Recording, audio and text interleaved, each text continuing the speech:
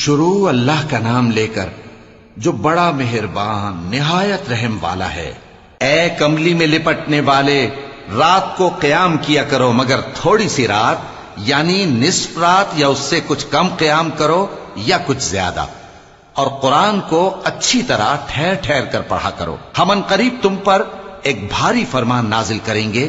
کچھ شک نہیں کہ رات کا اٹھنا نفس کو سخت پامال کرتا ہے، اور اس وقت ذکر بھی خوب درست ہوتا ہے۔ دن کے وقت تو تمہیں اور بہت سے شغل ہوتے ہیں، تو اپنے پروردگار کے نام کا ذکر کرو اور ہر طرف سے بے تعلق ہو کر اسی کی طرف متوجہ ہو جاؤ۔ وہی مشرق اور مغرب کا مالک ہے، اس کے سوا کوئی معبود نہیں، تو اسی کو اپنا کارساز بناؤ۔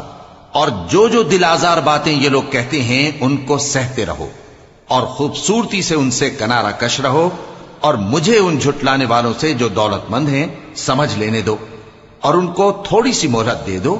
کچھ شک نہیں کہ ہمارے پاس بیڑیاں ہیں اور بڑی زبردست آگ ہے، اور گلے میں اٹکنے والا کھانا ہے، اور درد دینے والا عذاب ہے۔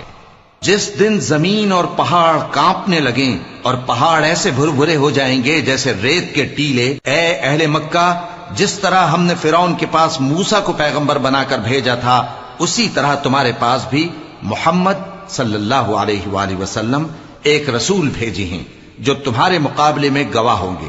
سو فرعون نے ہمارے پیغمبر کا کہا نہ مانا، تو ہم نے اس کو بڑے دردناک انداز سے پکڑ لیا۔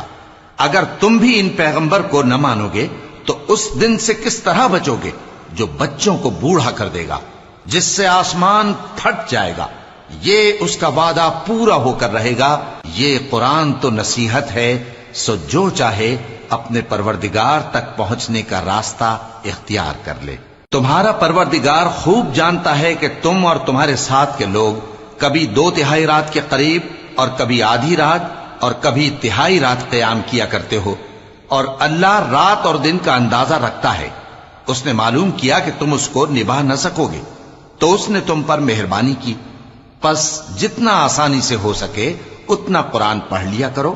اس نے جانا کہ تم میں بعض بیمار بھی ہوں گے، اور بعض اللہ کے فضل یعنی معاش کی تلاش میں ملک میں سفر کریں گے، اور بعض اللہ کی راہ میں لڑیں گے، تو جتنا آسانی سے ہو سکے اتنا قرآن پڑھ لیا کرو، اور نماز قائم کرتے رہو، اور زکوٰۃ ادا کرتے رہو، اور اللہ کو نیک نیتی سے قرض دیتے رہو، اور جو عمل نیک تم اپنے لیے آگے بھیجو گے اس کو اللہ کے ہاں بہتر اور صلے میں بہت عظیم پاؤ گے۔